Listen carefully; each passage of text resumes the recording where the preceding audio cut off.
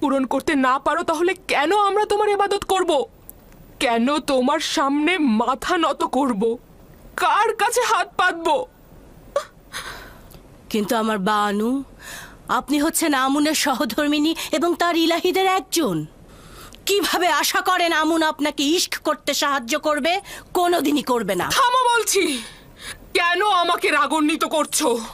এটা কেন বুঝতে পারছো না? যদি আমি আমুনের খেদমতগারদের সহধর্মিনীদের ঘরে থাকতাম তাহলে তারা আমাকে নিজেদের ইচ্ছে মতো ব্যবহার করত। তাহলে ইউজারশিপের প্রতি হাত বাড়ালে কি সমস্যা? বানু, আপনি কেন বুঝতে পারছেন না আমুনের খাদেম চুপ করো তুমি। আমি আর কিছু শুনতে চাই না। ঠিক আছে আমার বানু, যদি আমাকে অপমানিত করে আপনি আনন্দিত হন তাহলে আমি নিশ্চুপ থাকছি, কিন্তু এতে আমার কি কোনো দায় আছে? তুমি দায়ী।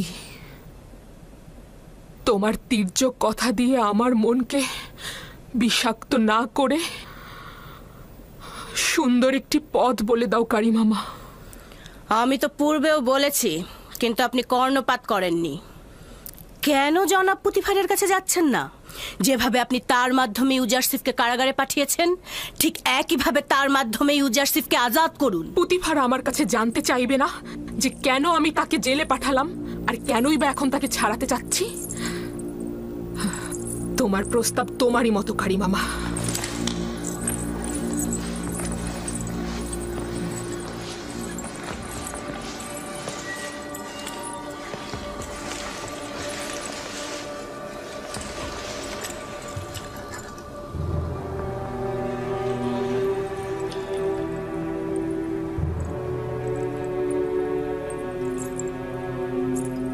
কারিমামা।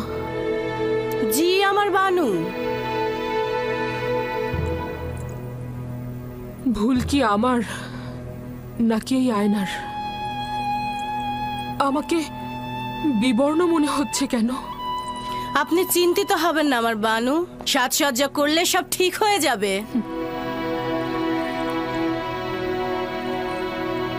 আমি মলিন হয়ে গিয়েছি।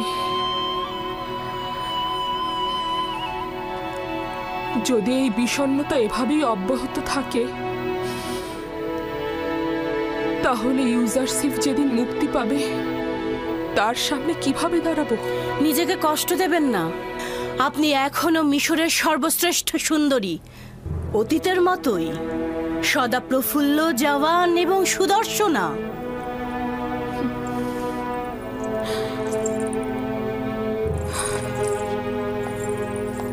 আমি পারবো না এই বিরহ সহ্য করতে। আমাকে কিছু একটা করতেই হবে।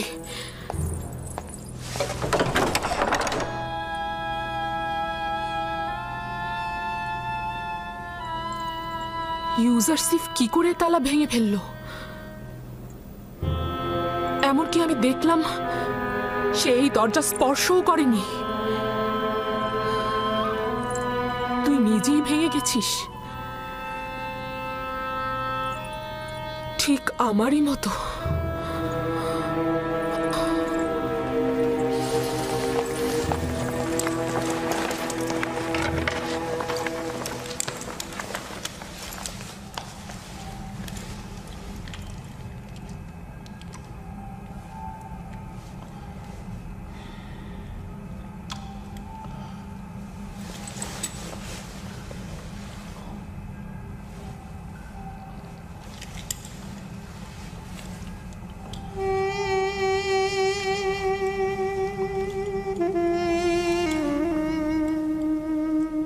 তোমার মনে আছে একে অপরকে দুজন কত ভালোবাসতো? এটা কি জিন্দেগি?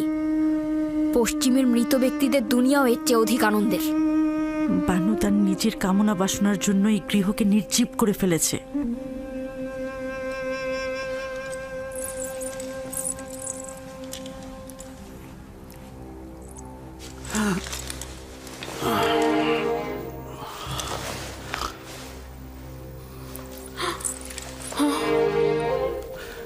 দরবারের চিকিৎসক সিনহুকে খবর দাও।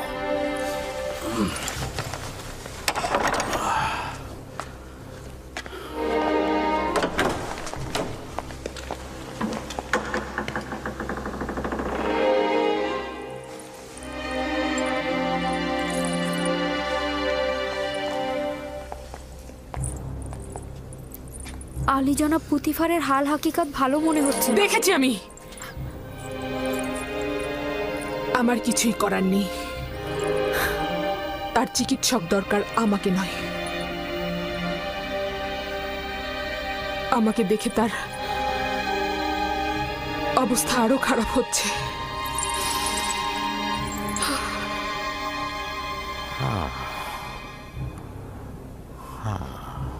হৃৎপিণ্ড ঠিক মতো কাজ করছে না। উচিত হলো ক্রোধ ও পেরেশানিকে সম্পূর্ণ নিয়ন্ত্রণে রাখা আর পরিপূর্ণ বিশ্রামে থাকা। আমি কিছু ঔষধ আপনার জন্য প্রস্তুত করেছি, প্রতিদিন নিয়ম মতো খাবেন। আর ঔষধ শেষ না হওয়া পর্যন্ত চলাফেরা সম্পূর্ণ নিষেধ। কি করছেন আলী জনাব? আপনার অবস্থা খুবই খারাপ, আপনার বিশ্রাম দরকার। মিশরের শ্রেষ্ঠ চিকিৎসক সিনহুর কথায় বিশ্বাস থাকা সত্ত্বেও বিশ্রাম নিতে পারছি না। চলাফেরা আপনার জন্য বিপজ্জনক। মিশরের অর্থমন্ত্রী দিনরাত আমাকে তালাশ করে যাচ্ছে, কিন্তু তোমাকে কথা দিচ্ছি ফিরে এসে তোমার উপদেশ অক্ষরে অক্ষরে পালন করব। শুনুন, আমি কিন্তু বাদশাহ আমিন হতেবকে বলে আপনার সমস্ত কাজ কেড়ে নেব। আমি চিকিৎসার দায়ভার গ্রহণ করব না আলী জনাব।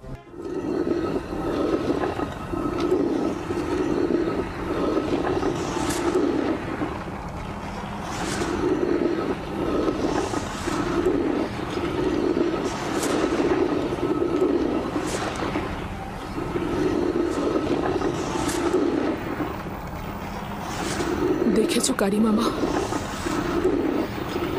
জাতাকলটা গমগুলোকে কিভাবে পিষে দিচ্ছে। সময়ও ঠিক এভাবেই মানুষকে পিষে দেয়।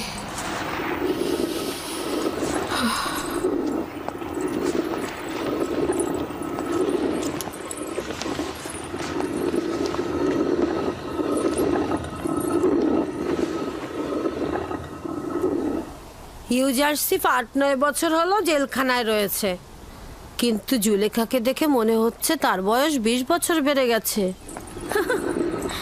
নিজের কাছে নিজেই অপরাধী। ইউজারসিফকে জেলখানায় পাঠিয়ে এখন নিজে নিজেই কেমন কষ্ট পাচ্ছে।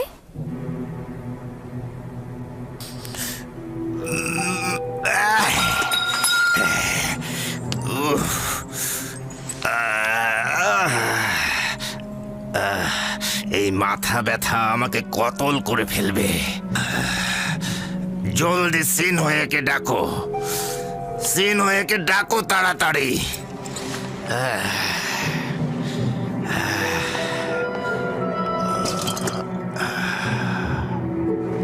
যাও।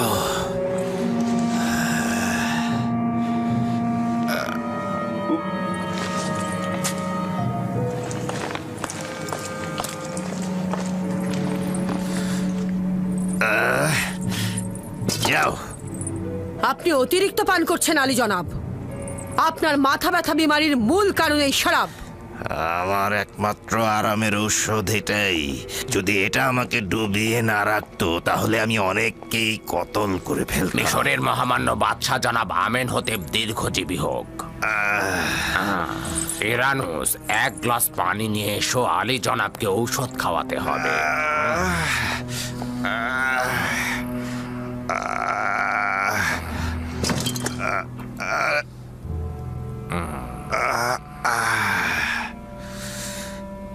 তুমি কি চাও বানতি যে আমার মাথা ব্যথা ভালো হোক?